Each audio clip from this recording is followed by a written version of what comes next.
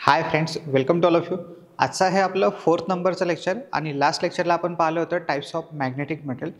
तर आजचं लेक्चर अत्यंत महत्त्वाचं आहे. आजचं याच्यानंतरचं पुढचं तसं तर हा पूर्ण चॅप्टरच महत्त्वाचा आहे, पण हे जे लेक्चर्स आहे हे सुद्धा महत्त्वाचं आहे कारण की याच्यामध्ये खूप साऱ्या इम्पॉर्टंट डेफिनेशन्स तुम्ही शिकणार आहे, कन्सेप्ट तुम्ही शिकणार आहे, ज्याचं काम आपल्याला पुढे पण आहे. शिकत असताना नवीन कन्सेप्ट आणि एक्झामच्या दृष्टिकोनातून सुद्धा खूप महत्त्वाचे आहे. तर इथं लिहा some important definition. Next title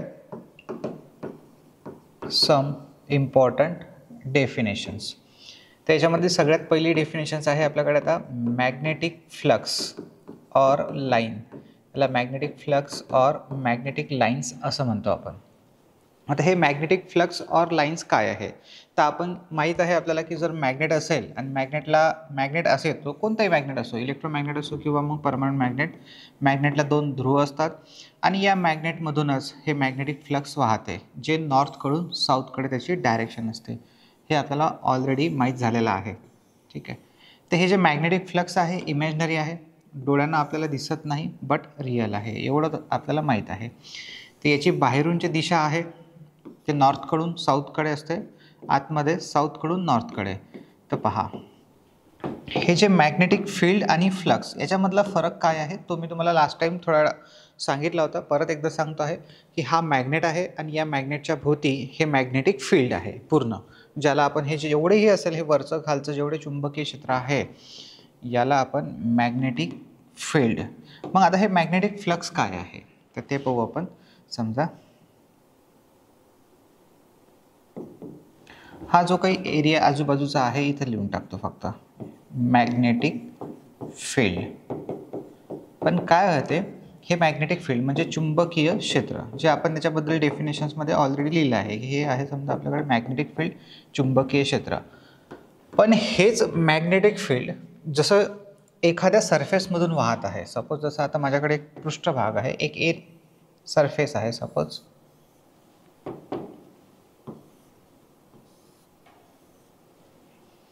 imagine करा की हा एक सरफेस आहे, पृष्ठभाग आहे, थोडासा 3D मध्ये काढला आणि याच्यातून मॅग्नेटिक फ्लक्स जे आहे ते वाहत आहे.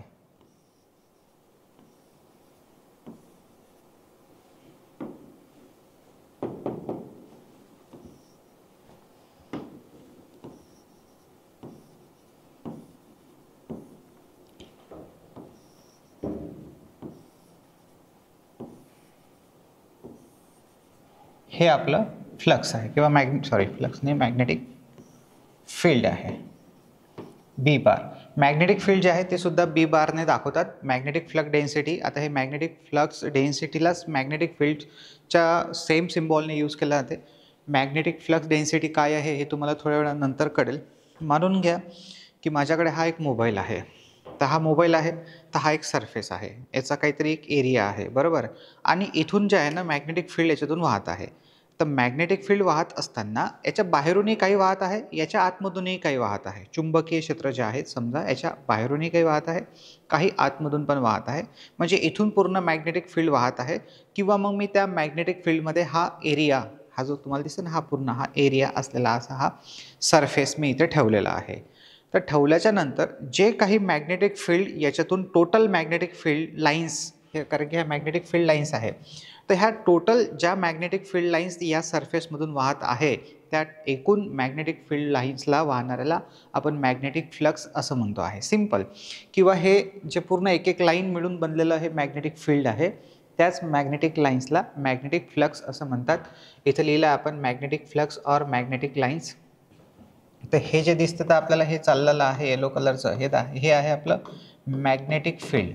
आणि हे मॅग्नेटिक फील्ड कशातून वाहत आहे तर हा आहे आपला एरिया, गिवन एरिया, एक सरफेस आहे ज्याच्यातून हे मॅग्नेटिक फील्ड वाहत आहे. जसं आत इकडून तिकडे पास होत आहे, ते इकडून तिकडे पास होत आहे. याच्या आजूबाजूलाही आहे पण याच्या आपल्याला आजूबाजूचं काही घेणदेण नाही आहे. जे पूर्ण जे मॅग्नेटिक फील्ड आहे जे फक्त या सरफेसमधून वाहत आहे, टोटल या सरफेसमधून एकदम जे टोटल वाहत आहे त्याला म्हणू आपण magnetic flux.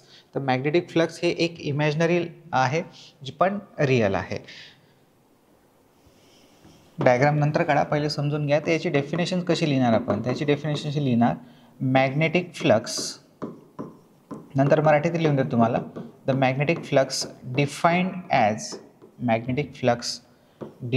As total magnetic field lines. Magnetic फील्डच्या काय त्या लाईन्स आहेत, तर मॅग्नेटिक फील्ड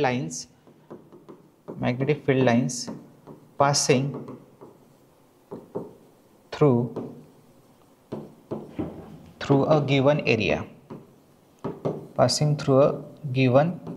जो काही एरिया आपल्याला दिलेला आहे त्या एरियामधून ज्या काही टोटल मॅग्नेटिक फील्ड लाईन समजलं ना, मॅग्नेटिक फील्ड लाईन्स हे आहे मॅग्नेटिक फील्ड लाईन्स. ह्या ज्या मॅग्नेटिक फील्ड लाईन्स या एरियामधून वाहत आहे, या टोटल मॅग्नेटिक फील्ड लाईन्सला टोटल मॅग्नेटिक फील्ड लाईन्स जे या एरियामधून वाहत आहे, या टोटल मॅग्नेटिक फील्ड लाईन्सलाच काय म्हणतो मग आपण, मॅग्नेटिक फ्लक्स. ठीक आहे, समजलं का तुम्हाला? टोटल मॅग्नेटिक फील्ड लाईन्स जे या दिलेल्या एरियातून वाहत आहे त्याला आपण मॅग्नेटिक फ्लक्स लाईन असं म्हणतो, किंवा तुम्ही त्याला असंही म्हणू शकता की हे जे एक लाईन आहे हे म्हणजे आपलं मॅग्नेटिक फ्लक्स और मॅग्नेटिक लाईन. ते इथे एक रेषा याच्यातली समजा, हे ज्या एरियामध्ये पसरलेलं आहे ते म्हणजे मॅग्नेटिक फील्ड पूर्ण. पहा मी इथे मधात दाखवलेला आहे हा एरो, हा पूर्ण या एरियामध्ये पसरलेला असेल. समजा हा असा दाखवून देऊ आपण डॉटेड लाईननं.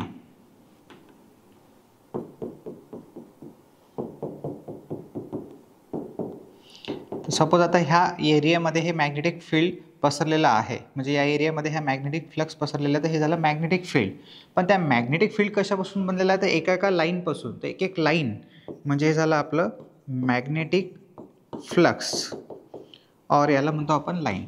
पण काय आहे ना, जे पुस्तकी डेफिनेशन आहे याची ते अशी आहे, जी मी तुम्हाला सांगितली का आपल्याला ती महत्त्वाची आहे. तुम्हाला हे समजलंच पाहिजे की हे एक लाईन म्हणजे हे फ्लक्स आहे, तर हे मॅग्नेटिक फ्लक्स आहे जे इमॅजिनरी असते बट रिअल आहे. इमॅजिनरी आहे बट रिअल आहे.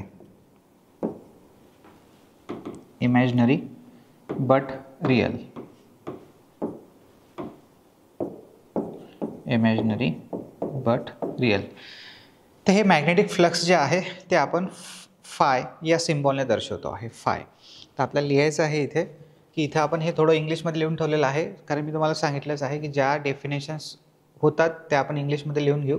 Magnetic flux defined as total magnetic field lines passing through a given area. म्हणजे जो काही एरिया दिलेला आहे त्या एरियामधून टोटल ज्या मॅग्नेटिक फील्ड लाईन्स वाहत आहेत त्यांना आपण मॅग्नेटिक फ्लक्स असं म्हणतो आहे. तर हे दाखवताना आपण फाय हा सिम्बॉल वापरतो आहे, फाय. आणि मॅग्नेटिक फ्लक्स जे आहे ते आपण वेबरमध्ये किंवा वेबरमध्ये और मॅक्सवेल किंवा लाईन्समध्ये मोजतो. वेबर और मॅक्सवेल और लाईन्स याच्यामध्ये मोजल्या जातात. याचे 3 युनिट आहे. एक तर मॅक्सवेल, हे लाईन्स आणि मॅक्सवेल एकच आहे. एक तर वेबर फेमस युनिट आहे, वेबर और मॅक्सवेल और लाईन. लिहू नका सध्या. जर समजा तुम्हाला डब्ल्यू बी म्हणजे वेबर, जर तुम्हाला विचारलं की 1 वेबर म्हणजे किती होते, तर 1 वेबर म्हणजे 10⁸ मॅक्सवेल और लाईन्स. 10⁸ 10⁸ म्हणजे 1वर 8 शून्य एवढा तो नंबर मोठा होईल, कोटीमध्ये गेला आहे तो. तर 1 वेबरमध्ये जर तुम्हाला 1 मॅक्सवेल विचारला, हे पहा हा 1 वेबर बरोबर आहे.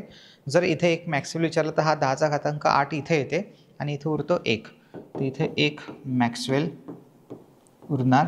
हा 1 मॅक्सवेल उरला की हा 10⁸ या 1च्या खाली येणार.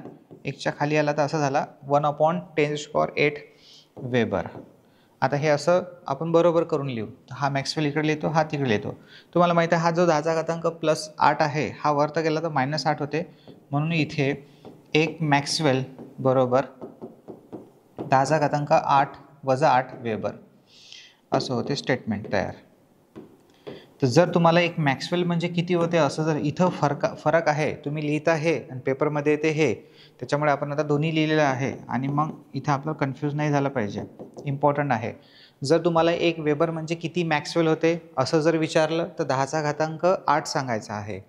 जर तुम्हाला 1 मॅक्सवेल म्हणजे किती वेबर होते असं जर विचारलं तर 10⁸ - 8 सांगायचं. -8ही बरोबर आहे, आणि 10⁸+8ही बरोबर आहे. पण केव्हा काय बरोबर आहे हे तुम्हाला कळलं पाहिजे. वेबर बरोबर तर 10⁸+8, मॅक्सवेल बरोबर तर 10⁻⁻8. तर पहिले ही डायग्राम काढा. सम इम्पॉर्टंट डेफिनेशनमध्ये मॅग्नेटिक फ्लक्स ऑर लाईन्स ही डायग्राम काढा आणि ही डायग्राम काढून याच्या खाली आपण डेफिनेशन्स लिहू. Magnetic flux line, imaginary but real, आणि मॅग्नेटिक फील्ड, चुंबकीय क्षेत्र. तर लिहा मग त्याच्यामध्ये.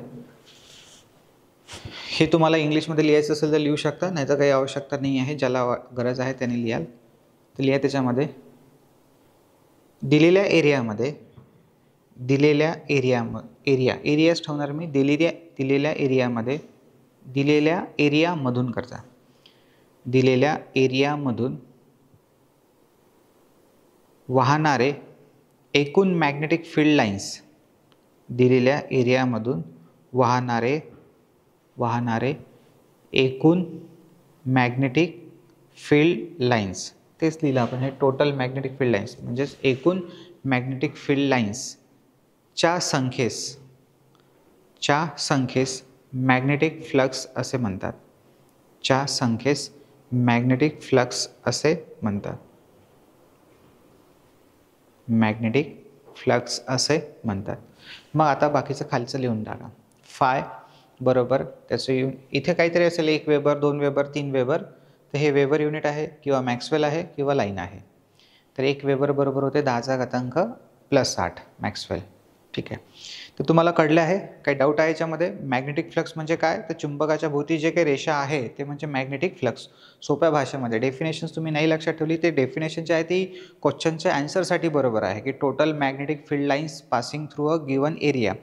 जो एरिया असेल त्याच्यातून वाहणाऱ्या एकूण मॅग्नेटिक फ्लक्स लाईन्स. पण जर तुम्हाला तसं विचारलं कोणं की बा मॅग्नेटिक फ्लक्स म्हणजे काय, जर तुम्हाला याच्या व्यतिरिक्त अजून काही खाली लिहून टाकायचं असेल, लिहायचं असेल तर लिहू शकता की मॅग्नेटिक फ्लक्स किंवा लाईन्स म्हणजे काय, तर चुंबकाच्या भोवती असलेलं चुंबकीय क्षेत्र जे काल्पनिक असते बस, आणि जे नॉर्थकडून साऊथकडे वाढते. लागलं तर लिहून घ्या एक पॉईंट त्याच्या खाली.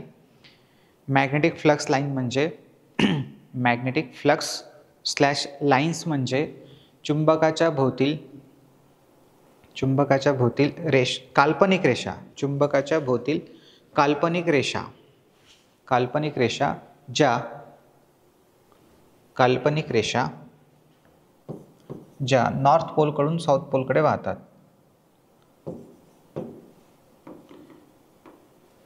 ठीक आहे. इथे लिहिलंच आहे आपण इमॅजिनरी बट रिअल. चुंबकाच्या भोवतील काल्पनिक रेषा ज्या नॉर्थ पोलकडून साऊथ पोलकडे वाहतात. ही झाली आपली पहिली डेफिनेशन्स. आणि हे जे आहे ही स्केलर क्वांटिटी आहे. मॅग्नेटिक फ्लक्स लाईन जे आहे स्केलर. आता हे स्केलर आणि वेक्टर काय आहे एवढा फरक तुम्हाला थोडक्यात सांगतो पहा. स्केलर क्वांटिटी म्हणजे तिला म्हणतात जिला फक्त किंमत आहे, मॅग्निट्यूड आहे. तर ही जी आहे ही स्केलर क्वांटिटी आहे. आणि एक असते अशी राशी जिला किंमत आणि दिशा दोन्ही असते. जसं मॅग्नेटिक फ्लक्स डेन्सिटी जिला किंमत आणि स्पेसिफिक एक डायरेक्शन आहे म्हणून ती व्हेक्टर क्वांटिटी आहे. तर व्हेक्टर क्वांटिटी म्हणजे जिला किंमत आणि दिशा दोन्ही असतात, आणि स्केलर क्वांटिटी जिला फक्त किंमत असते. तर याला तुम्ही म्हणाल की सर याला डायरेक्शन आहे, तर नाही. याला ही एक बाय डिफॉल्ट डायरेक्शन आहे. म्हणजे समजा ओ नेचर आहे, जसं नॉर्थकडून साऊथकडेच वाहते. तर तुम्ही ते जर पोल चेंज केले तर ते त्या दिशेने वाहणार. पण स्पेसिफिक अशी कोणती एक डायरेक्शन नाही आहे की बाबा हे नॉर्थ आणि साऊथच किंवा अशा पद्धतीने वाहणार किंवा यालाच ती अलाईन असेल. तर याची डायरेक्शन नाही आहे. याला फक्त किंमत आहे मॅग्नेटिक फ्लक्सला की ते किती वाहत आहे म्हणून ती एक स्केलर क्वांटिटी आहे. मग जो आपण पुढे तर दुसरी डेफिनेशन लिहायची तुम्हाला मॅग्नेटिक फ्लक्स डेन्सिटी. दुसरी डेफिनेशन मॅग्नेटिक फ्लक्स डेन्सिटी. तर मॅग्नेटिक फ्लक्स डेन्सिटी जसं तिथं फाय हा सिम्बॉल वापरतो तसं इथं बी सिम्बॉल वापरतात. बी और बी बार की कधी तुम्हाला बी दिसेल या कधी तुम्हाला बीच्या डोक्यावर छोटीशी रेषा दिसेल आडवी मायनससारखी, तर ती बी बार वाचतो आपण त्याला. आणि हे जे मॅग्नेटिक फ्लक्स डेन्सिटी आहे ही एक व्हेक्टर क्वांटिटी आहे. हे सगळं तुम्हाला माहीत असलं पाहिजे. बार आलेला आहे म्हणजे तिथं व्हेक्टर क्वांटिटी आहे. Vector quantity. तर आता याच्यामध्ये पहा मॅग्नेटिक फ्लक्स डेन्सिटी म्हणजे काय. तर मॅग्नेटिक फ्लक्स डेन्सिटी म्हणजे सिंपल. सपोज असं माझ्याकडे आता एक एरिया आहे. सपोज एक युनिट एरिया आहे. तर युनिट एरिया म्हणजे काय, ज्याची लांबी 1 मीटर आणि ज्याची रुंदी जी आहे ठीक आहे विड्थ ती सुद्धा 1 मीटर आहे. ही सपोज याची लेंथ आहे 1 मीटर आणि याची जी लेंथ आहे हे सुद्धा 1 मीटर आहे. तर लांबी गुणिले रुंदी, सपोज ही लेंथ आणि ही याची विड्थ आहे. तर याचा एरिया काढू आपण या जागेचा एरिया काढायचा असेल तर लांबी गुणिले विड्थ, हे W म्हणजे आहे विड्थ आणि हे लेंथ. तर लेंथ इंटू विड्थ, लेंथ आहे 1 मीटर, विड्थ सुद्धा आहे 1 मीटर. तर 1 मीटर गुणिले 1 मीटर 1 मीटर स्क्वेअर होते.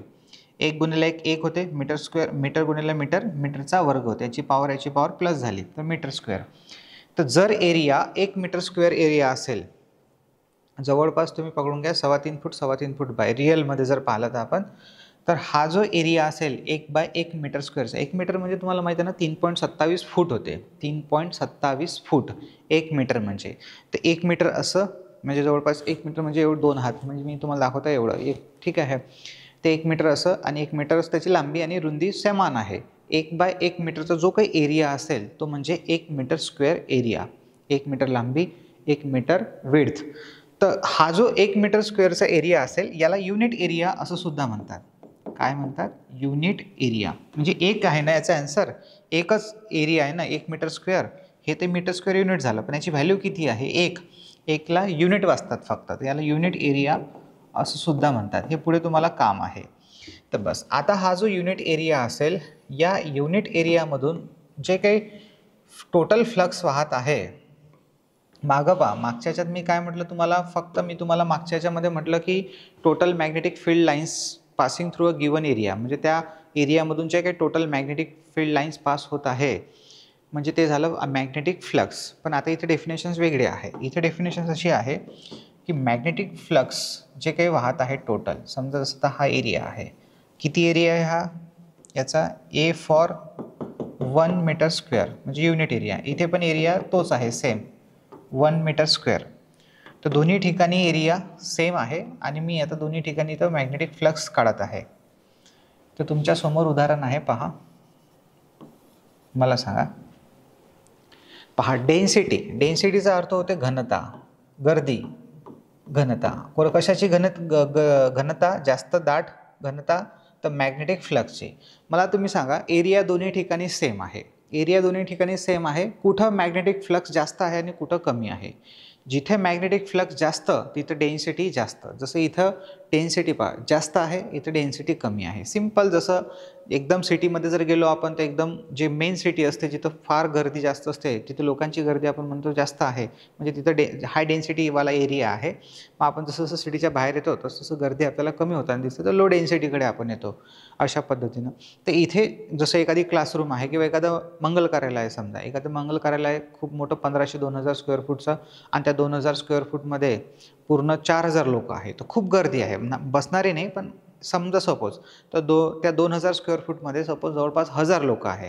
तर 1000 लोकांचं खूप मोठी गर्दी आहे, पण त्याच 2000 स्क्वेअर फूटमध्ये 2-4च लोक आहे, या 50-100 लोक आहे, तर गर्दी कशी आहे? कमी आहे. तर ती गर्दी म्हणजे एक प्रकारे डेन्सिटी आहे. जेवढी गर्दी जास्त तेवढी डेन्सिटी जास्त, जेवढी गर्दी कमी तेवढी डेन्सिटी कमी, बरोबर. तर एक हे उदाहरण आहेत मित्रांनो. जर उदाहरण तुम्हाला समजले प्रॉपर तर तुम्हाला पूर्ण कन्सेप्ट प्रॉपर समजून जाईल एकदम.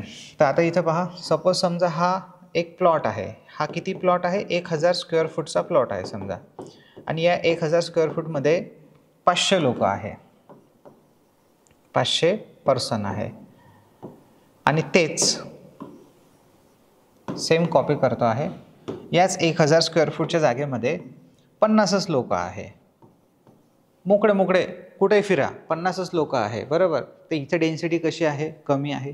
इथं डेन्सिटी कशी आहे? जास्त. कोणाची डेन्सिटी? तर लोकांची. तर इथं मोर डेन्सिटी आहे, इथे कशी आहे? लेस डेन्सिटी आहे, बरोबर. तर डेन्सिटी एरिया. आता मी अजून समजा 500 जागी 1000 केले तर, किंवा 700 केली तर डेन्सिटी अजून वाढेल. जसजसं मी पर्सन्स वाढवेल तसं डेन्सिटी काय होत जाईल? वाढत जाईल. पण समजा मी काय करतो आहे की हे जे 500 लोक आहे ना, हे घेऊन क्रिकेटच्या ग्राउंडवर जातो आहे, आणि क्रिकेटच्या ग्राउंडवर म्हणतो आता येले बसा. तर क्रिकेटच्या ग्राउंडवर हे 500 लोक कमी दिसतील, कारण की या 1000 स्क्वेअर फूटमध्ये ठीक आहे. पण जेव्हा हेच लोक 500 लोक क्रिकेटच्या ग्राउंडवर जातील तेव्हा आपल्याला ग्राउंड अजूनही खाली खाली दिसेल, कारण की एरिया वाढला की लगेच मग गर्दी कमी झाली. म्हणजे पहा, ही जी गर्दी आहे ना, ही डिपेंड कशावर आहे? गर्दी डिपेंड आहे लोकांच्या संख्येवर आणि एरियावर. एरिया कमी, लोक जास्त, गर्दी जास्त, म्हणजे डेन्सिटी जास्त. लोक तेवढेच, एरिया वाढवत चला, एरिया वाढवत चला, काय होईल, डेन्सिटी कमी कमी होत जाईल. तर सेम असंच लॉजिक इथे आहे. आता या दोघांमध्ये तुम्ही पहा, या दोघांमध्ये एरिया सेम आहे, तर डेन्सिटी कुठं जास्त आहे आणि कुठं कमी आहे. तर इथे हे जे पहिलं उदाहरण आहे याच्यामध्ये मोर डेन्सिटी, कशाची डेन्सिटी, ही वाली मोर मॅग्नेटिक फ्लक्स डेन्सिटी. इथे डेन्सिटी जास्त आहे, इथे सांगा बरं, इथं लेस डेन्सिटी, इथे डेन्सिटी कमी आहे. याच्यामध्ये मोर डेन्सिटी, इथं लेस डेन्सिटी. हे ॲरो अप अँड डाऊन तुम्हाला सांगतात. पण आता इथे जर मी एरिया वाढवला, फ्लक्स एवढेच जेवढे काही आहे, हे समजा फ्लक्स आहे आपले, तर फ्लक्स एवढेच, आणि याचा एरिया वाढवला तर हे फ्लक्स दूर दूर चाललं जाईल किंवा एवढंच फ्लक्स त्या एरियामध्ये फार कमी असेल, तर तेव्हा डेन्सिटी कमी होईल. डेन्सिटी ही कोणाच्या समप्रमाणात आहे आणि कोणाच्या व्यस्त प्रमाणात आहे तुम्हाला नॅचरली कळलं पाहिजे. पाठ करायची गरज नाही पडली पाहिजे, नॅचरली एकदम, ठीक आहे, सिम्पल. आणि हे एकदा होते, डबल डबल नाही, ठीक आहे. म्हणजे तुम्ही याला डबल रिपीट करू शकता, पण तुम्हाला ते कन्सेप्ट प्रॉपरली समजले पाहिजे, कारण तुम्ही ऑनलाईनमध्ये शिकत आहे. तर लक्ष द्या, मी काय म्हटलं तुम्हाला, आता मी खूप सारे उदाहरण देतो. जसं आता हे एक एरिया आहे 1 मीटर स्क्वेअरचा, हा एक एरिया आहे. तुम्ही पहा, तुमच्या डोळ्यासमोर आहे, इथं जे फ्लक्स आहे ते फ्लक्स इथे कमी आहे, आणि इथे जे फ्लक्स आहे ते इथे फ्लक्स जास्त आहे, इथे फ्लक्स कमी आहे. एरिया सेम आहे. फ्लक्स जास्त आहे तर डेन्सिटी जास्त आहे, फ्लक्स कमी आहे तर डेन्सिटी कमी आहे. म्हणजे ही जी डेन्सिटी आहे ही फ्लक्सच्या समप्रमाणात आहे की व्यस्त प्रमाणात आहे. आता इथे आल्याच्यानंतर तुम्हाला समप्रमाण आणि व्यस्त प्रमाणसुद्धा कळलं पाहिजे. तुम्ही सगळेजण विद्यार्थी आहे, बरोबर. आता तुम्ही ऑनलाईनचे विद्यार्थी आहे, फिजिकली तर मी काही जणांना, म्हणजे प्रत्यक्ष काही जणांना ओळखतो जे क्लासवर येतात किंवा जे कॉन्टॅक्टमध्ये आहेत समजा काही, कारण की खूप बाकीचे खूप सारे असे विद्यार्थी असेल महाराष्ट्रातील कानाकोपऱ्यातील की जे तुम्ही लेक्चर्स पाहत असाल, तर तुम्हाला मे बी फक्त मी नावानं ओळखत असेल ॲडमिशन्स पुरता, या काही जणांसोबत माझा संपर्कही नसेल आला. तर विषय असा आहे, पॉसिबलही नाही आहे सगळ्यांसोबत येणं, कारण की मोस्ट ऑफ द वेळ तो जो आहे तो लेक्चरमध्येच जातो. तर विषय असा आहे की तुम्ही तिथूनही जरी शिकत असेल तरी तुम्हाला मी असं म्हणतो बा की पूर्ण ऑफलाईनसारखंच तुम्हाला कळलं पाहिजे, आणि काही डाऊट जरी असेल तरी ते क्लिअर झाले पाहिजे. जसं आता जसं मी तुम्हाला, मला काय वाटते बा की चला ऑफलाईनला असेल तर मग मी त्यांच्या चेहऱ्यावरून ओळखू शकतो की त्यांना समप्रमाण माहीत आहे किंवा व्यस्त प्रमाण माहीत आहे, पण तुमच्या चेहरे मला दिसत नाही आहे. तुमच्यावरून मी ओळखू नाही शकत की तुम्हाला समजत आहे की नाही समजत आहे. हा एक मोठा ड्रॉबॅक आहे या ऑनलाईनचा, बरोबर. आपण लाईव्ह जरी असतो तरी नसतं कळलं की तुम्हाला समजा, हां ठीक आहे, मग कमेंट्सवरून पण त्याच्यात शिकवणं कमी, कमेंट्स जास्त राहतात आणि मग त्याने डिस्टर्बसुद्धा होतो माणूस शिकवताना. पण विषय असा आहे की ज्या विद्यार्थ्यांना माझं सुरुवातीपासून व्यवस्थित ऐकलं असेल, व्यवस्थित रिव्हिजन केलेली असेल, प्रॉपर रिव्हिजन करत असेल, प्रॅक्टिस करत असेल, तर त्याला पुढे कन्सेप्ट शिकण्यामध्ये काहीच अडचण जात नाही, पटापट कन्सेप्ट समजतात. एखादा विद्यार्थी अमावस्या पौर्णिमेला लेक्चर्स करून राहिलेला आहे, रिव्हिजनचा तर सप्पा पत्ता नाही आहे. म्हणजे आता पहा, तुम्हाला जेव्हा मी फर्स्ट चॅप्टर शिकवलं असेल तेव्हा तुम्हाला समप्रमाण, व्यस्त प्रमाण खूप डिटेलमध्ये शिकवले आणि तुम्हाला ते समजलेही आहे आणि तुम्ही समजूनही घेतले, सगळं झालेलं आहे. पण आता सपोज तुम्हाला माहीतच नाही आहे की समप्रमाण काय असतं, या तुम्हाला तुमच्या डोक्याला ताण पडून राहिला समप्रमाण आठवताना या व्यस्त प्रमाण आठवताना, तर हे जे मी तुम्हाला इथं शिकवत आहे हे काहीही तुम्हाला समजणार नाही.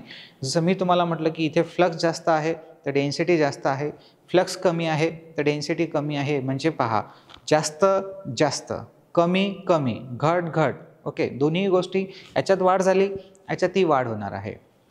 सपोज जसं आता इथे जे आहे हे फ्लक्स समजा वाढत गेलं, जसं हे फ्लक्स वाढत जाईल तसं इथे डेन्सिटी काय होत जाईल, वाढत जाईल. जसं हे फ्लक्स वाढत जाईल तसं डेन्सिटी वाढत जाईल. जसं फ्लक्स कमी होईल, फ्लक्स कमी होऊन राहिला, डेन्सिटी कमी होईल.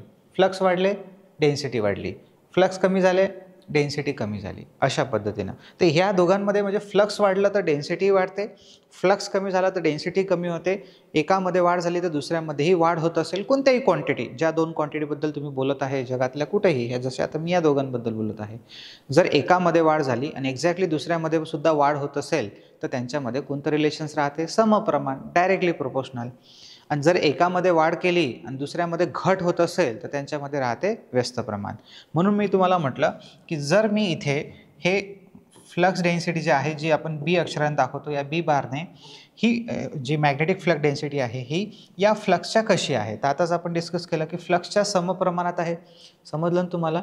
तर हे सगळं कळलं पाहिजे तुम्हाला. आणि मला असं आतून वाटतं यार की बा शिकवल्यासारखं शिकवलं नाही, काहीतरी बा आलो मी आणि बस पटापट टॉपिक निपटवले नाही. कारण की मी ऑफलाईन बॅचला शिकवतो तेव्हा मला माहीत राहते की बा या टॉपिकला कवर झाला की नाही झाला, अजून याला वेळ देण्याची गरज आहे, कारण पोरांचे चेहरे सांगतात. इथे तुमचे चेहरे नाही दिसत आहे मला, म्हणून मला असं वाटतं की बा तुमचा डबल मला डाऊटही नाही आला पाहिजे आणि तुम्हाला सगळं काही कळलंही पाहिजे आणि सगळंच काही. आणि त्यासाठी मी तर मेहनत करतच आहे, पण तुम्हालासुद्धा मेहनत करावी लागेल हे लक्ष ठेवा. रोज तुम्हाला रिव्हिजन करायची आहे त्याच मोटिवेशननं. आणि एक गोष्ट लक्ष ठेवा, हे मोटिवेशन जे आहे ना, तुम्ही यूट्यूबवर 1000 व्हिडिओ तुम्हाला भेटेल ते पाहत बसू नका. यूट्यूबवर आणि एक्सटर्नलच्या मी कितीही सांगून राहिलो किंवा तुम्ही कितीही व्हिडिओ पाहून राहिलेले आहे, हे एक्सटर्नल मोटिवेशन फार शॉर्ट टर्म आहे.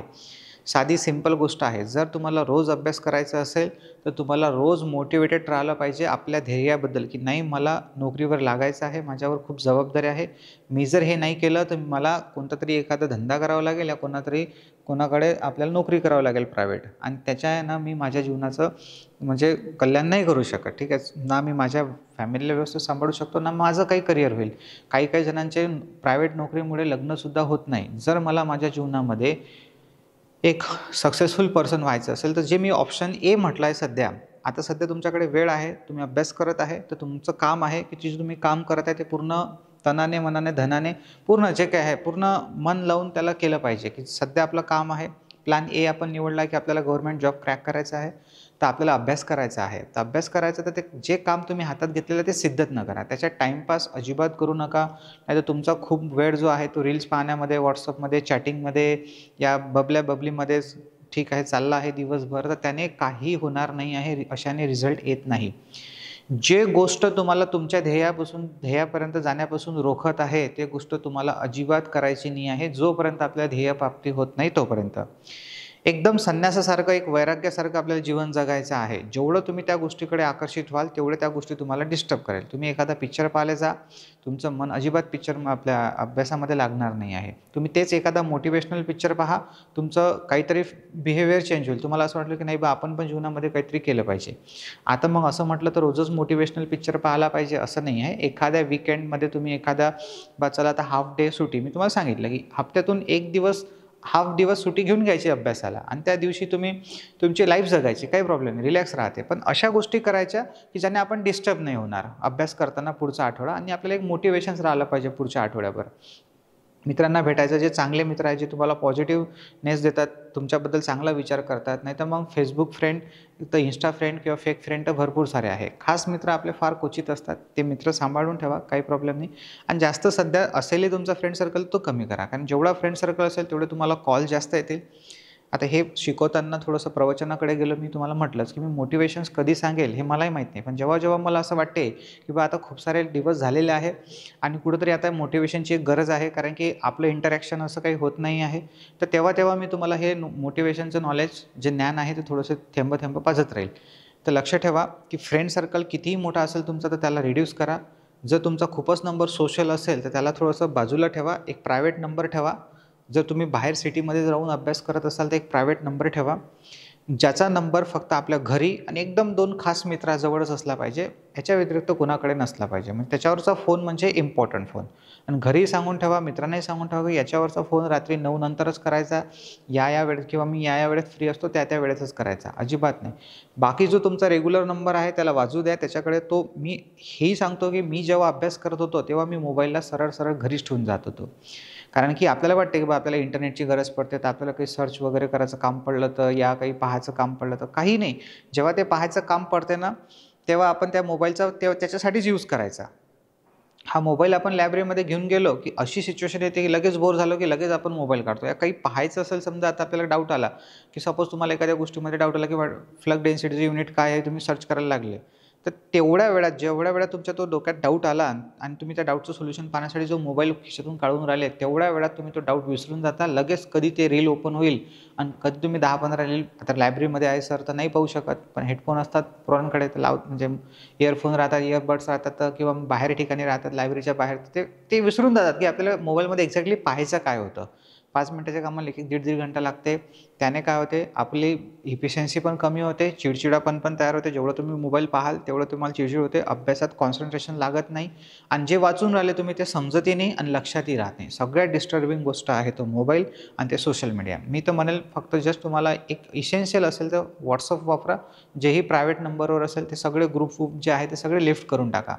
नाहीतर त्या ग्रुपवर येणारा प्रत्येक मेसेज आपण वाचून राहिलो, एकदम पगारी ठेवल्यासारखा प्रत्येक व्हिडिओ पाहून राहिलो आहे, याने घेण्याने काही अर्थ नाही. ते फेसबुक आणि ते इंस्टा ते रीलच्या चक्करमध्ये लावू नका.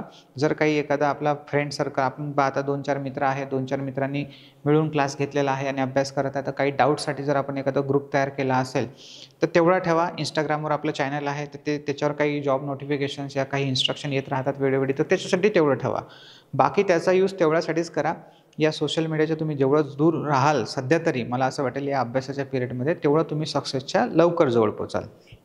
आणि हे मित्र जे तुम्हाला डिस्टर्ब करतात, बा चल रे बा थोडंसं काम आहे सिटीमध्ये जाऊया, हे आहे ते आहे, कोणाला तहसीलमध्ये काम राहते तर तो एक दिवस तुम्हाला चहा आणि नाश्ता पाजते तर दिवसभर तुम्ही त्याच्यासोबत राहता आणि संध्याकाळी आल्यावर मग आपली बॉडी थकून जाते. मग आपण म्हणतो जाऊ दे ना, असा उद्यापासूनच अभ्यासाला सुरुवात करू, गेला तुमचा दिवस वाया. असे दिवस एक एक दिवस आपल्याला महत्त्वाचे आहे.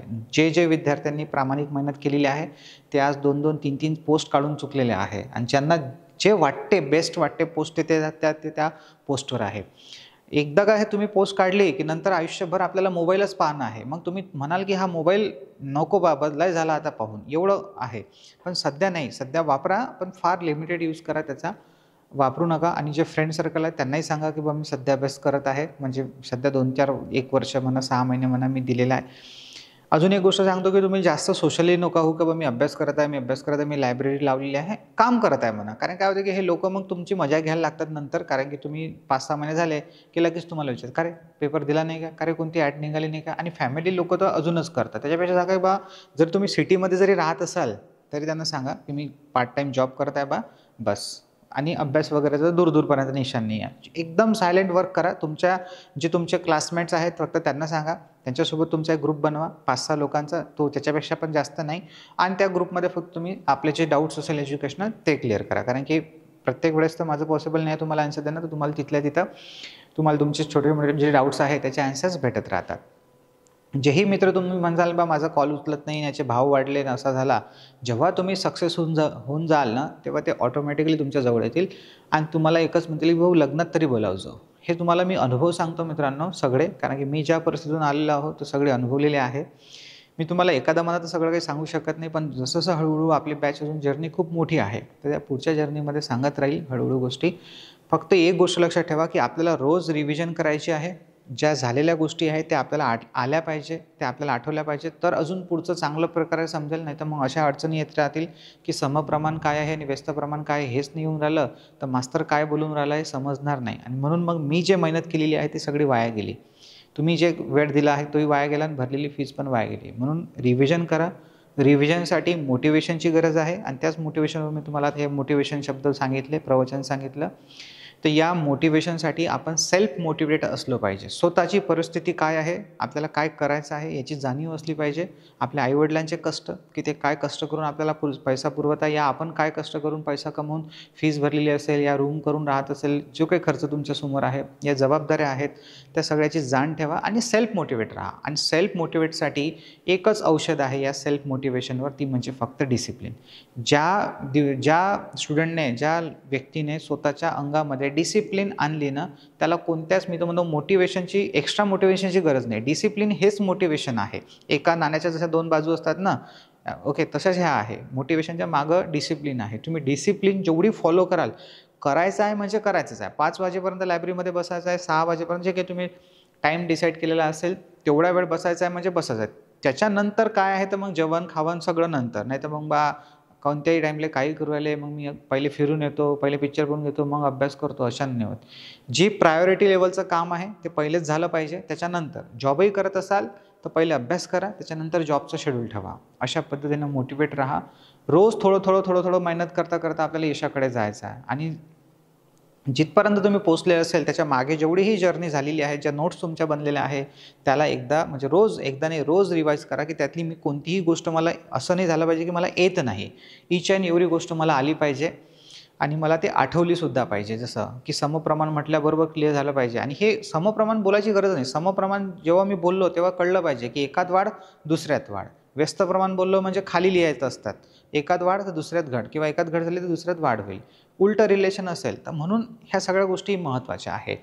आणि जेवढ्या तुम्ही त्याला रिव्हिजन कमी द्याल मग तेवढ्या त्या गोष्टी डिफिकल्ट होत जातात आणि मग सोप्या गोष्टीसुद्धा आपल्याला कळत नाही. म्हणून मी तुम्हाला सांगितलं की आता आपण आपल्या वापस टॉपिकवर येऊ, अजून जाऊ नंतर मोटिवेशनच्या एखाद्या टूरवर लंब्या.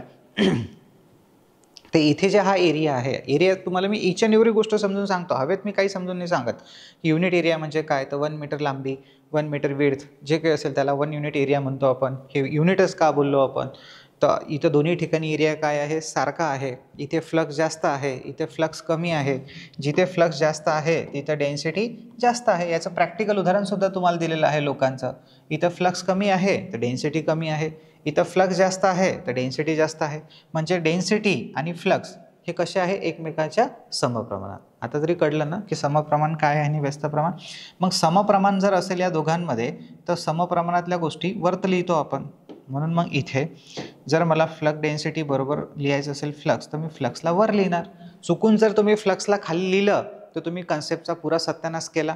मग काय होईल, समजा तुम्ही हा फ्लक्स वरचा काढून खाली लिहिला, काय होऊन राहिलं सर, लिहूनच राहिलो आपण, नाही. याच्यात काय होते, मग फ्लक्स वाढलं तर डेन्सिटी कमी झाली, व्यस्त प्रमाणात. हे उलटं केलं तुम्ही. इथं जेवढे तिथे जसं एखाद्या एरियामध्ये जेवढे लोक वाढत जाईल तेवढी गर्दी वाढत जाईल, तसं इथं जेवढे फ्लक्स वाढत जाईल तेवढी गर्दी वाढत जाईल, म्हणजे डेन्सिटी वाढत जाईल. म्हणून फ्लक्स आणि डेन्सिटी हे डायरेक्टली प्रोपोर्शनल आहे. मग म्हटलं मी तुम्हाला आता एरिया, तर एरिया हा इन्व्हर्सली प्रोपोर्शनल आहे डेन्सिटीच्या. कारण की पहा, आता हे जसं मी तुम्हाला थोड्या वेळा अगोदर प्रॅक्टिकल उदाहरण सांगितलं की हे 500 लोक मी जर याच्यापेक्षा मोठ्या एरियामध्ये घेऊन गेलो, खूप मोठा एरिया आहे हा, आणि एक प्रकार म्हणून क्रिकेटचं ग्राउंड आहे, आणि त्याच्यात हे 500 लोक टाकून दिले, तर आता इथं गर्दी कशी झाली, कमी झाली. इथं तेच 500 लोकात गर्दी जास्त होती, पण तेच 500 लोकात जेव्हा मोठ्या जागेत गेले तेव्हा गर्दी कमी झाली. सेम असंच इथं आहे की जेव्हा हे फ्लक्स आहे, हे एवढंच फ्लक्स ज्याला आपण म्हणतो की आता डेन्सिटी जास्त आहे, पण तेच जर मी याचा एरिया वाढवला ना तर डेन्सिटी कमी होऊन जाईल, कारण की गर्दी कमी होईल. जेवढा मोठा एरिया तेवढी गर्दी कमी. ठीक आहे. तर म्हणून मग इथे एरिया वाढला तर डेन्सिटी कमी होते, म्हणून एरिया आणि डेन्सिटीमध्ये व्यस्त प्रमाण आहे, तर इथे एरिया आपण खाली लिहितो. तर हा एक अत्यंत महत्त्वाचा फॉर्म्युला बनलेला आहे. B is equal to, very important, B is equal to φ/a. आता याचं युनिट काय येणार, बी इज इक्वल टू φ/a. तर फ्लक्सचं युनिट तुम्हाला माहीत आहे, थोड्या वेळा अगोदरच पाहिलं आपण, वेबर, आणि एरियाचं युनिट तुमच्या समोर आहे मीटर स्क्वेअर.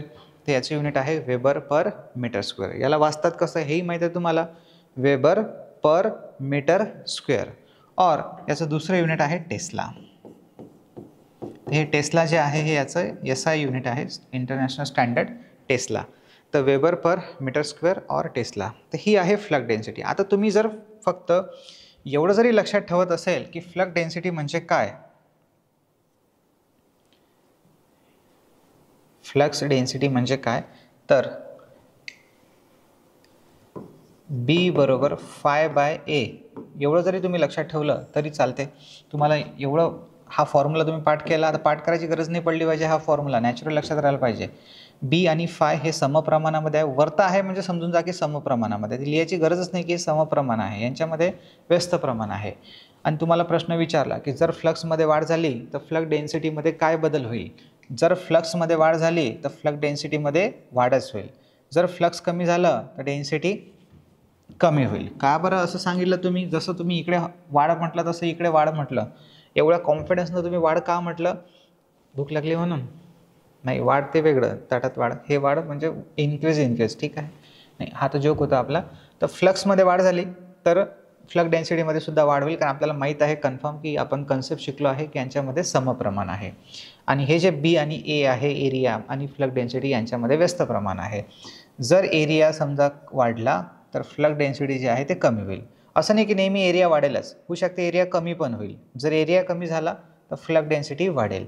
याच्यात आणि याच्यात उलटा बदल आहे, इकडे वाढ म्हटलं तर इकडे घट, इकडे घट म्हटलं तर इकडे वाढ, पण इकडे घट आहे किंवा वाढ आहे, अशा पद्धतीने. तर याचं युनिट आपण लिहिलेलं आहे सध्याच थोड्या वेळा अगोदर की वेबर पर मीटर स्क्वेअर. कसं आलं समजलंच तुम्हाला, वेबर हे फ्लक्सचं युनिट झालं, भागेला एरिया आहे तर भागेला पर मीटर स्क्वेअर और टेस्ला. तर हे आता पहा, मग याच्यामध्ये काय होते, एक टेस्ला म्हणजे एक टेस्ला हे युनिट सेमच आहे, तर एक tesla is equal to 1 weber per metre square, म्हणजे एक टेस्ला बरोबर 1 वेबर पर मीटर स्क्वेअर. हे रिलेशन्स एक इथं महत्त्वाचं आहे, जे तुम्हाला लिहायचं आहे खाली. तर फ्लक्स डेन्सिटी म्हणजे काय मग, तर फ्लक्स डेन्सिटी म्हणजे total magnetic flux passing through a unit area. इथे डेफिनेशन नाही लिहिली आपण याची, तिथे डेफिनेशन लिहू आपण, आणि मराठीत पण लिहायची आहे आपल्याला. तर डेफिनेशन होणार मॅग्नेटिक फ्लक्स डेन्सिटी म्हणजे काय, तर total magnetic flux passing through a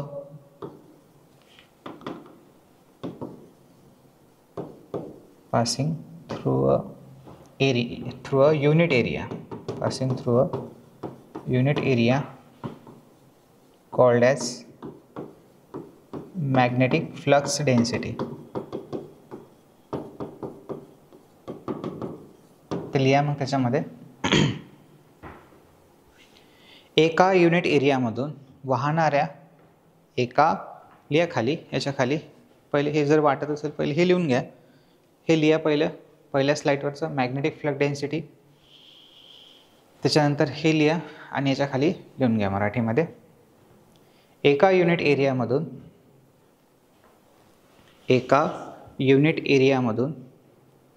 वाहणाऱ्या एकूण फ्लक्सच्या संख्येस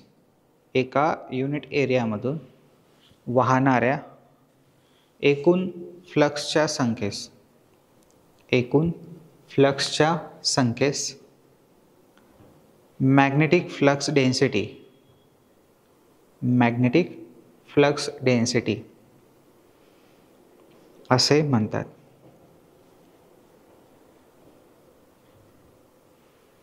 एका युनिट एरियामधून वाहणाऱ्या एकूण मॅग्नेटिक फ्लक्सच्या संख्येस मॅग्नेटिक फ्लक्स डेन्सिटी असे म्हणतात. त्याच्या खाली तुम्ही नोट लिहू शकता, मॅग्नेटिक फ्लक्स डेन्सिटी ही फ्लक्सच्या समप्रमाणात असते आणि एरियाच्या व्यस्त प्रमाणात असते. ते लिहू शकता पण ते लिहायची काही गरज नाही आहे, ते तसंच तुम्हाला फॉर्म्युलामध्ये दिसते. त्याचा फॉर्म्युला झाला B = phi/a आणि ही एक व्हेक्टर क्वांटिटी आहे, हे लक्षात ठेवा, जिला मॅग्निट्यूड प्लस डायरेक्शन आहे. तुम्ही एवढं जरी लक्षात ठेवलं की बा हे एक वेक्टर क्वांटिटी आहे तर भरपूर झाला, बाकी काही जास्त डोकं लावायची गरज नाही आहे. चलो तर नेक्स्ट पाहू आता आपण थर्ड वाला कन्सेप्ट आपला, थर्ड डेफिनेशन. तर थर्ड डेफिनेशन पाहायचे आपल्याला मॅग्नेटिक पोल स्ट्रेंथ. स्ट्रेंथ म्हणजे काय, तर ताकद. कशाची स्ट्रेंथ, तर पोलची, मॅग्नेटिक पोलची, म्हणजे जो काही नॉर्थ आणि साऊथ पोल असेल त्याची स्ट्रेंथ, तर मॅग्नेटिक पोल स्ट्रेंथ. तर ही मॅग्नेटिक पोल स्ट्रेंथ क्वांटिटी आहे एक, जी आपण ॲम्पियर मीटरमध्ये किंवा वेबरमध्ये मोजतो. मॅग्नेटिक पोल स्ट्रेंथ एक स्केलर क्वांटिटी आहे, ठीक आहे. तर मॅग्नेटिक पोल स्ट्रेंथ म्हणजे जसं आता सपोज एखादं, किंवा मग इथे लिहू आपण इट इज मेजर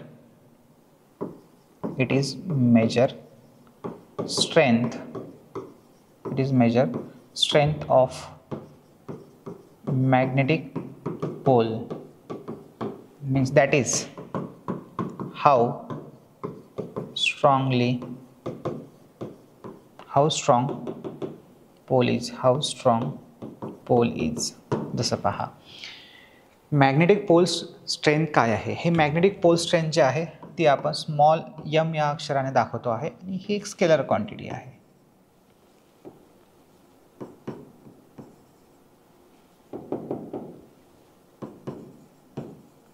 स्केलर म्हणजे क्वांटिटी, स्मॉल m ने डिनोट केलं जाते.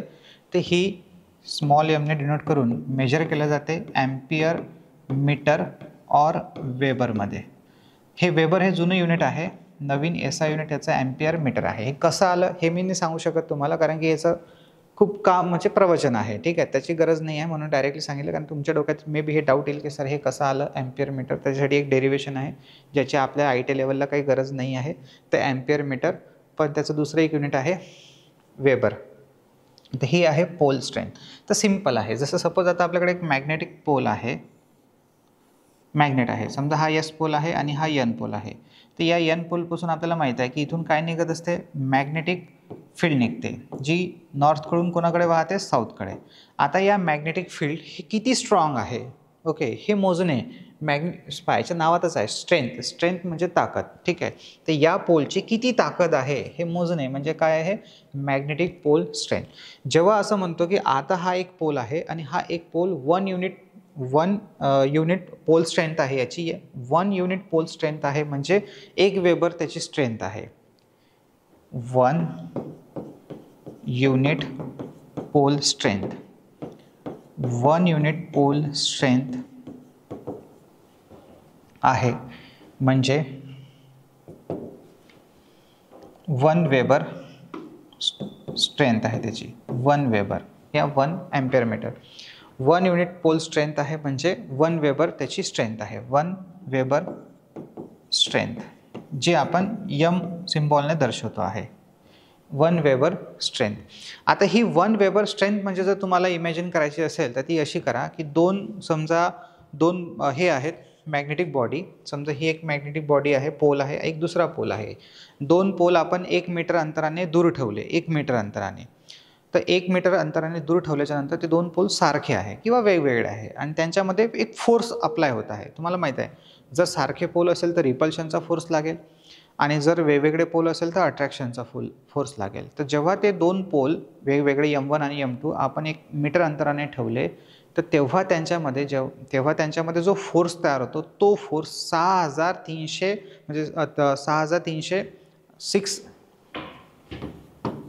3390 न्यूटन एवढा, म्हणजे 63,390 एवढा न्यूटन. जेव्हा फोर्स लागतो तेव्हा त्याच्यामध्ये 1 युनिट पोल स्ट्रेंथ असते.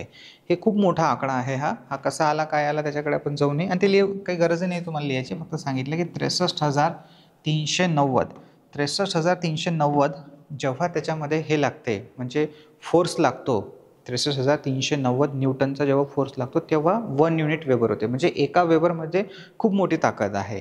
त्याच्यापेक्षा मग आपण जेव्हा कॅल्क्युलेशन्स करतो तेव्हा हे आकडे फार कमीच असतात, पॉईंटमध्ये असतात, 0.3 0.5 असे किंवा 0.02 किंवा 0.03 अशा वेबर. कारण की एका वेबरमध्ये मी सांगितलं की एका वेबरमध्ये किती फ्लक्स असतात, त्याच्यानुसार याची जेवढे फ्लक्स जास्त तेवढी स्ट्रेंथसुद्धा जास्त, असं त्याचं लॉजिक आहे.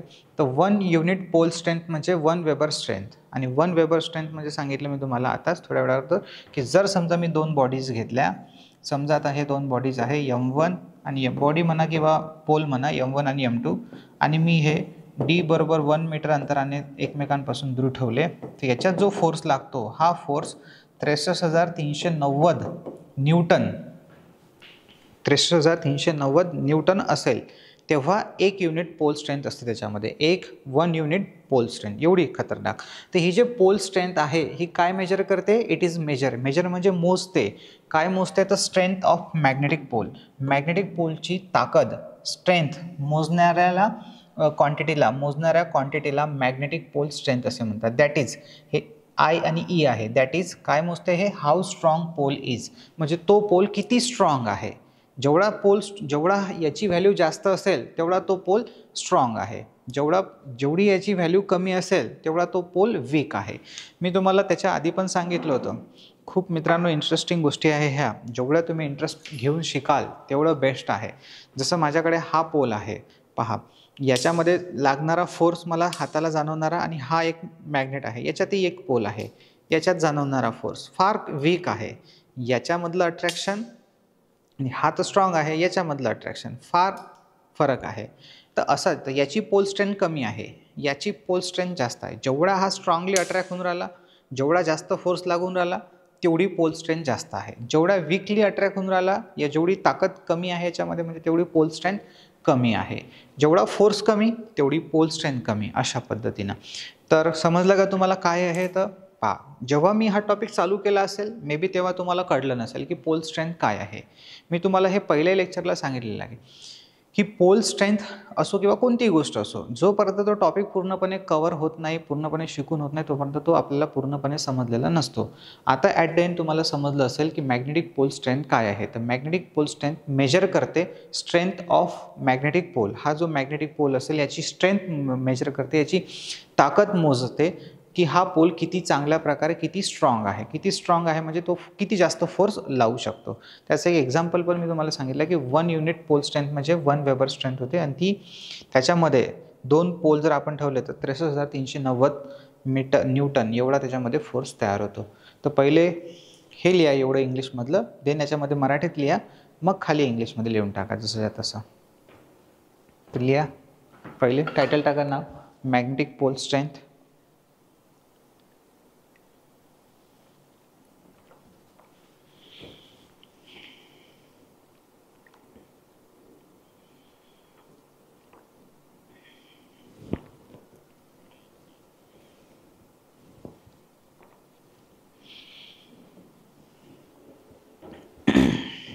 लिहा त्याच्यामध्ये मॅग्नेटिक पोल स्ट्रेंथ हे मॅग्नेटिक पोलची ताकद मोजते. मॅग्नेटिक पोल स्ट्रेंथ हे मॅग्नेटिक पोलची, कोणाची? मॅग्नेटिक पोलची. हा मॅग्नेटिक पोल आहे. मॅग्नेटिक पोलची ताकद मोजते. म्हणजे तो पोल किती जास्त फोर्स लावू शकतो. म्हणजे तो पोल किती जास्त फोर्स लावू शकतो. बाकी ॲज इट इज लिहून टाका की हे पोल स्ट्रेंथ एम या सिम्बॉलने आलंच ते सगळं सिम्बॉल. युनिट पण आलं त्याचं ॲम्पियर मीटर किंवा मग वेबर. आणि 1 युनिट पोल स्ट्रेंथ याचं काम आहे आपल्याला पुढे. 1 युनिट पोल स्ट्रेंथ म्हणजे 1 वेबर स्ट्रेंथ. ते किती होते ते लिहायची तशी तर काही गरज नाही आहे, विचारलं जाणार नाही. तेवढं नोट डाऊन करून घ्या.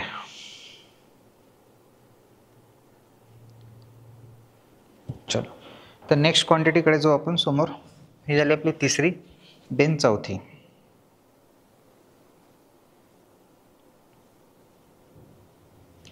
त्याच्यामधली चौथी क्वांटिटी आपल्याकडे मॅग्नेटिक फील्ड इंटेन्सिटी. महत्वाची. मॅग्नेटिक फील्ड इंटेन्सिटी जी एच और एच बार. कधी एच दिसेल तर कधी एच बार दिसेल. तसं बार लागलेला आहे म्हणजे हे कोणती क्वांटिटी आहे? वेक्टर क्वांटिटी आहे. एच और एच बार मॅग्नेटिक फील्ड इंटेन्सिटी. पहा हे जे शब्द आहेत ना मित्रांनो, याचे जर तुम्ही मराठीत अर्थ समजून घेतले ना थोडके, तर तुम्हाला ह्या डेफिनेशन्स पाठ करण्याची पण गरज नाही. इंटेन्सिटी म्हणजे तीव्रता. ठीक आहे, ही झाली तीव्रता. जेव्हा डेन्सिटीवर आलो होतो आपण तेव्हा ती काय होती? घनता. नसल लिहिलं आहे पाहिजे, लिहिलंच आहे आपण घनता. डेन्सिटी म्हणजे होते घनता, इंटेन्सिटी म्हणजे होते तीव्रता. आणि हे जे स्ट्रेंथ लिहिलं आहे आपण, तर ही स्ट्रेंथ म्हणजे होती ताकद. ठीक आहे. तर आता हे जे मॅग्नेटिक फील्ड इंटेन्सिटी आहे यालाच मॅग्नेटिक फील्ड स्ट्रेंथ असं सुद्धा म्हटलं जाते. Also non. एवढं इंग्लिश आपल्याला आलं पाहिजे. आणि नसेल येत तर इथं लिहू शकता तुम्ही की नोन म्हणजे माहीतच नाही असे याला म्हणतात किंवा ओळखलं जाते. तर ऑल्सो नोन याला असं सुद्धा ओळखलं जाते magnetic field strength. Magnetic field strength म्हणजे ताकद. ठीक आहे. तर स्ट्रेंथ आणि इंटेन्सिटी एकच गोष्ट आहे. तर इथे ते वेगळं झालं आता. तर इंटेन्सिटी तर तीव्रता, इथं स्ट्रेंथ म्हणजे ताकद. पण ह्या क्वांटिटीचे नावं जरी इथं इंटेन्सिटी इथं स्ट्रेंथ लिहिलं तरी ते मिनिंग त्याचा एकच होते. इथल्या केसमध्ये तीव्रता. म्हणजे बा आता हे काय आहे मग मॅग्नेटिक फील्ड इंटेन्सिटी ते समजून घ्या, मग आपण याच्याबद्दल लिहून घेऊ. जसं सपोज माझ्याकडे आता एक मॅग्नेटिक फील्ड आहे किंवा मग एक मॅग्नेट आहे. जे डायग्राम मी काढतो आहे हे डायग्राम तुम्हाला पुस्तकात नाही सापडणार. मी काढत आहे तुमच्या अंडरस्टँडिंगसाठी. समजा तुम्हाला बेटरली थोड्याच्यात सोपं समजलं पाहिजे. तर मानून घ्या की आता हे माझ्याकडे मॅग्नेट आहे आणि या मॅग्नेटच्या भोवती हे मॅग्नेटिक फ्लक्स आहे असं.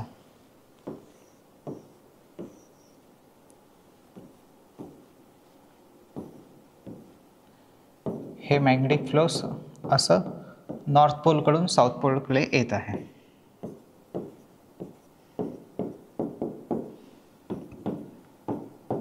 ठीक आहे.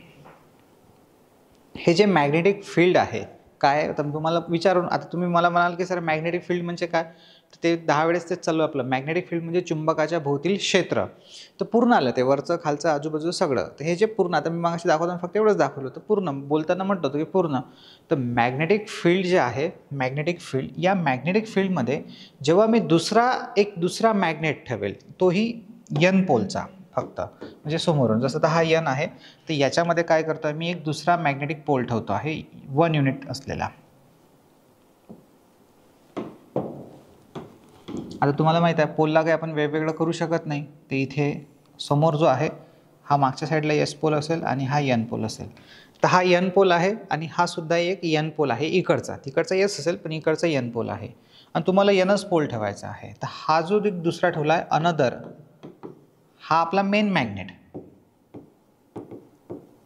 हा आपला मेन मॅग्नेट आहे. आणि हा आपण दुसरा एक मॅग्नेट ठेवला another 1 unit pole strength, 1 unit pole. आता 1 युनिट पोल स्ट्रेंथ म्हणजे आता थोड्या वेळा अगोदर आपण डिस्कस केलेला आहे. तर 1 युनिट पोल स्ट्रेंथ म्हणजे 1 वेबर. तर 1 वेबर क्षमता असलेली असा आपण एक अनदर 1 युनिट पोल स्ट्रेंथ असलेला नॉर्थ पोल ठेवलेला आहे. North pole. जसा आपण हा नॉर्थ पोल इथे ठेवला त्याच्यावर काय लागेल? फोर्स लागेल. याच्यावर फोर्स लागेल आणि फोर्समुळे याचं काय होईल? रिपल्शन. तर याच्यावर जो फोर्स लागतो आहे तर त्या फोर्सची जी काही तीव्रता असेल, हा जो फोर्स लागत आहे हा किती जोरात आहे, या फोर्सची जी तीव्रता असेल त्यालाच म्हणतो आपण मॅग्नेटिक फील्ड इंटेन्सिटी. परत सांगतो तुम्हाला, अजून नसेल कळलं तुम्हाला, कारण हे टॉपिक अजून झालेलं नाही आहे. थोडं समजून थोडा बेस कंप्लीट करत जावं लागते, मग कळेल तुम्हाला. पहिले एक उदाहरण घेऊ, मग आणखी कळेल तुम्हाला. कधी ना कधीतरी आपण काही ना काहीतरी कुचिनपणा केलाच असेल आणि कधीतरी आपण आईवडिलांच्या हातात कानाखाली खाल्ली असेल, कुठेही मार खाल्ला असेल. तर तुम्ही फील केलं असेल आई मारते तेव्हा. काही जणांची आई वेगळी असते मारण्याची पद्धत, ठीक आहे. आईच्या हातची थापड आणि एक वडिलांच्या हातची थापड, जे काही असेल, दोघांमध्ये फरक होता की नव्हता? बाबा मारत असेल तर असे, आई मारत असेल तर अशी, की नाही? हे उलट आहे. बाबा खतमच, एकदमच जबरदस्त, की 4 दिवस बोंबलूच नको, म्हणजे 4 दिवस तू पाऊस नको, गाल लाल होऊन जाईल.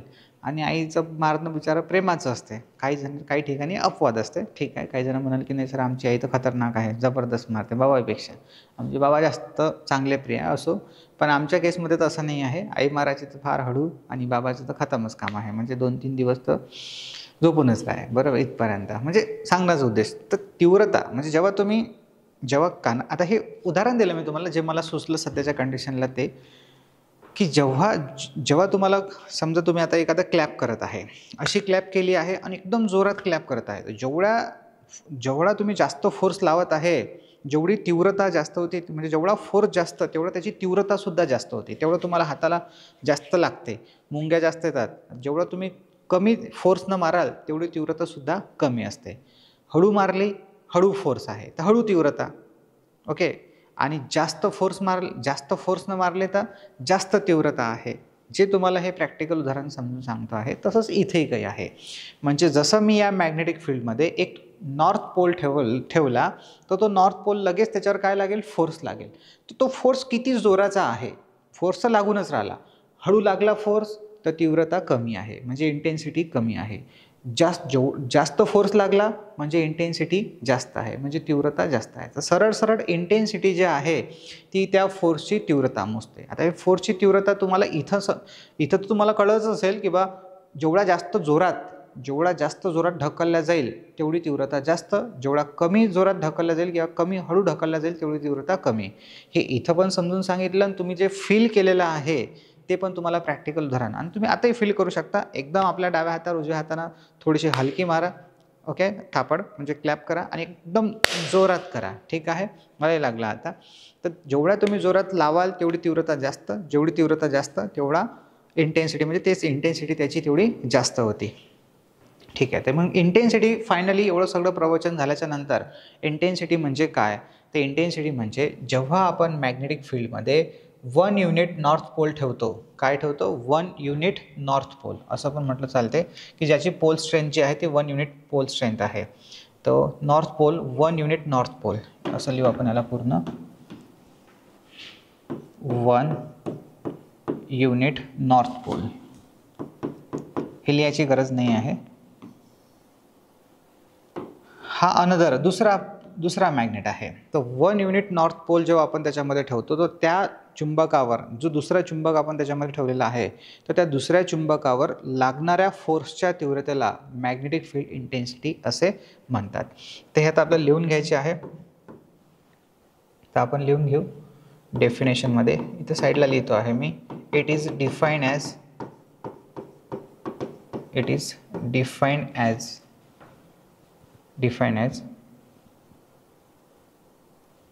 फोर्स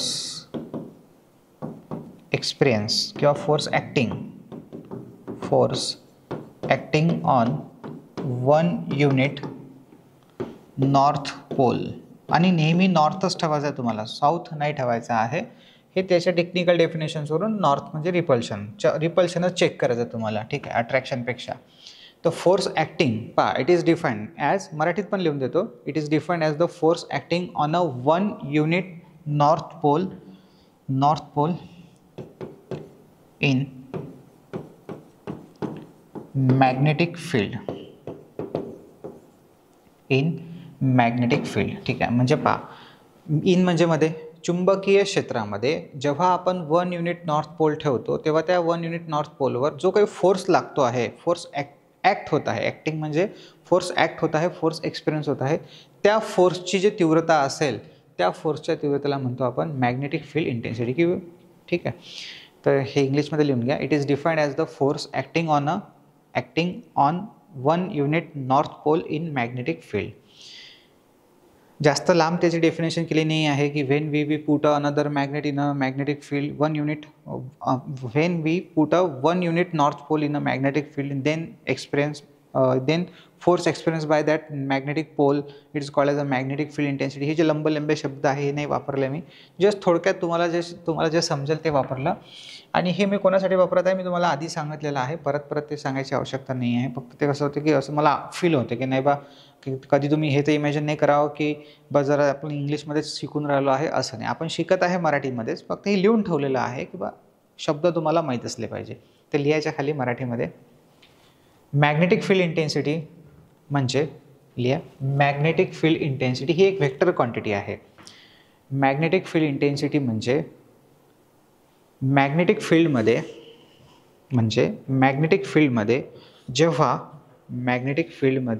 जेव्हा 1 युनिट नॉर्थ पोल ठेवला जातो, 1 युनिट नॉर्थ पोल ठेवला जातो. आणि हे जे तुम्ही लिहून राहिले ना, हे तुम्हाला पाठ करायची गरज नाही पडली पाहिजे, डायग्राम तुम्हाला माहीत असली पाहिजे. डायग्राम आपल्या डोक्यामध्ये व्हिज्युअलाइज झाली पाहिजे की पहा जसं मॅग्नेटिक फील्डमध्ये मी 1 युनिट नॉर्थ पोल ठेवला तसं त्या पोलवर जे काही फोर्स लागत आहे त्या फोर्सच्या तीव्रतेला मॅग्नेटिक फील्ड इंटेन्सिटी असे म्हणतात. तर लिहा, आपण लिहिलं आहे मॅग्नेटिक फील्ड इंटेन्सिटी म्हणजे मॅग्नेटिक फील्डमध्ये जेव्हा 1 युनिट नॉर्थ पोल ठेवला जातो, 1 युनिट नॉर्थ पोल ठेवला जातो तेव्हा त्या दुसऱ्या मॅग्नेटवर, तेव्हा त्या पोलवर असं लिहा, तेव्हा त्या पोलवर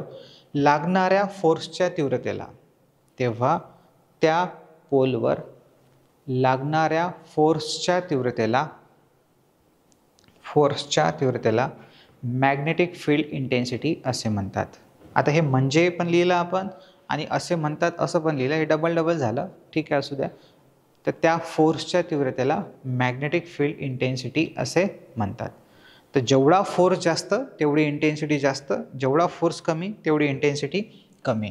तर याचा फॉर्म्युलासुद्धा आहे, तर तो फॉर्म्युला लिहा पहा, H is equal to magnetic force upon pole strength, magnetic force upon pole strength.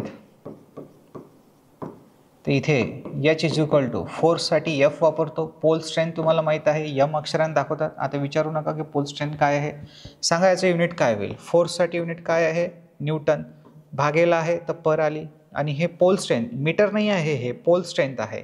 तर पोल स्ट्रेंथ कशामध्ये मोजतो आपण, वेबर और ॲम्पियर मीटर. तर तुम्ही इथं न्यूटन पर ॲम्पियर मीटर असं पण म्हणू शकता, या न्यूटन पर वेबर हे याचं युनिट आहे.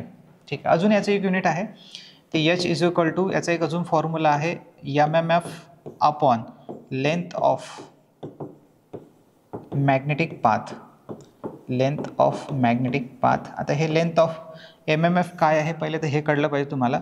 तर सध्या तुम्हाला नाही कळणार, जेव्हा मी पुढचं लेक्चर घेईल त्याच्यामध्ये कळेल तुम्हाला की MMF काय आहे. फक्त सध्या लिहून घ्या की MMF म्हणजे मॅग्नेटोमोटिव्ह फोर्स. जसा EMF असतो तसा MMF आहे, जसा इलेक्ट्रोमोटिव्ह फोर्स. थोडक्यात सांगतो आहे, नंतर आपण डिटेलमध्ये पाहू MMF बद्दल. जसा इलेक्ट्रोमोटिव्ह फोर्स म्हणजे इलेक्ट्रॉनला मोटिव्ह करणारा फोर्स आहे, ज्याच्यामुळे इलेक्ट्रॉन मोटिव्ह होतात आणि इलेक्ट्रॉन वाहतात. ज्या फोर्समुळे इलेक्ट्रॉन वाहतात तो म्हणजे इलेक्ट्रोमोटिव्ह फोर्स. तसाच ज्या फोर्समुळे मॅग्नेटिक फील्ड वाहते, मॅग्नेटिक फ्लक्स वाहते या मॅग्नेटिक फील्ड वाहते, त्या फोर्सला म्हणतो आपण MMF, मॅग्नेटोमोटिव्ह फोर्स. मॅग्नेटला मोटिव्ह करणारा फोर्स, तो इलेक्ट्रॉनला मोटिव्ह करणारा फोर्स हा मॅग्नेटिक फील्डला मोटिव्ह करणारा फोर्स आहे, मॅग्नेटला नाही, मॅग्नेटिक फील्डला. तर याचे युनिट असते मित्रांनो ॲम्पियर टन आणि लेंथचं युनिट आहे मीटर. तर इथं याचं एक युनिट हे पण आहे ॲम्पियर टन पर मीटर. अजून एक याचं युनिट आहे, लक्ष ठेवजा, ॲम्पियर पर मीटर. आता इथं ॲम्पियर टन पर मीटर आहे आणि इथं ॲम्पियर पर मीटर आहे. सगळं काही व्हेरी व्हेरी इम्पॉर्टंट आहे. हे जे तुम्ही इथं लिहून राहिलेलं आहे व्हेरी इम्पॉर्टंट आहे. याच्या आतमधलं लक्षात ठेवा, हे सगळं तुम्हाला आलं पाहिजे. Very very important. फॉर्म्युलाज काय आहे, 2 फॉर्म्युले लिहिले आपण, त्याचे 3 युनिट लिहिले आहे. न्यूटन पर वेबर पण आहे, ॲम्पियर पर. एक सांगा सर, 4 सांगून राहिले, 2 फॉर्म्युले, 3 युनिट काय सांगून राहिले. बरोबर, काही नाही, माया घरचं काही शिकून नाही राहिलो मी तुम्हाला. हे सगळं पुस्तकातलं आहे आणि एका पुस्तकातला नाही, जवळपास 5 ते 6 पुस्तकातला डेटा एकत्र करून तुम्हाला शिकवत आहे. कशासाठी, की तुम्ही कोणतेही एक्झाम द्याल तर तुम्ही ते क्रॅक केली पाहिजे आणि तुम्ही बाकीच्या विद्यार्थ्यांपासून काहीतरी वेगळे असले पाहिजे. तुम्हाला खूप जास्त नॉलेज असलं पाहिजे आणि सगळे कन्सेप्ट हे तुमचे क्लिअर असले पाहिजे. मी पुऱ्या लेक्चरमध्ये जवळपास 1 तासपेक्षा असं झालेलं आहे, फक्त तुम्हाला 4 डेफिनेशन शिकवलेल्या आहे. विचार करा. तशा ह्या डेफिनेशन्सही खूप महत्त्वाच्या होत्या आणि मी तुम्हाला लेक्चरच्या स्टार्टिंगला सुद्धा सांगितलेलं आहे की हा इम्पॉर्टंट पॉईंट आहे, याला पूर्णपणे शिद्दतनं शिका. ठीक आहे. आणि याच्यानंतरचंही लेक्चर्स खूप महत्त्वाचं आहे. तसं तर पूर्ण चॅप्टर्स महत्त्वाचं आहे. तर हे जे एच आहे, एच म्हणजे काय, तर मॅग्नेटिक फील्ड इंटेन्सिटी लिहिलेलं आहे आपण. फॉर्म्युलासुद्धा लिहिला आहे, F/m किंवा मग MMF by length of magnetic path. त्याचे 3 युनिट झाले. हे कसं आलं, हे तुमच्या डोक्यात डाऊट असेल. हे समजलं तुम्हाला इथून आलं, हे समजलं मला इथून आलं की याच्या MMFचं युनिट आहे ॲम्पियर टन आणि लेंथचं मीटरमध्ये, तर ॲम्पियर टन. पण हे नाही समजलं आणि हे समजून सांगू शकत नाही, कारण की त्याचं डेरिवेशन आहे. तर जे नाही सांगू शकत म्हणजे त्याची काही आपल्याला गरज नाही आहे, ते तुम्ही डायरेक्ट लिहाल. ठीक आहे. तिथं व्हाय हा क्वेश्चन्स नाही आहे. तर ॲम्पियर पर मीटर. चलो, तर इथं हे लिहिलं तुम्ही, त्याच्यानंतर हे लिहून घ्या. बाकीचं जे आहे ते आपण मित्रांनो नेक्स्ट लेक्चरला पाहू. ठीक आहे. एवढं मोर दॅन सफिशियंट आहे. बाकीच्या डेफिनेशन्स आपल्याला पुढच्या लेक्चरला कव्हर करायचे आहे. Done. So thank you, bye bye. भेटू आपण पुढच्या लेक्चरला.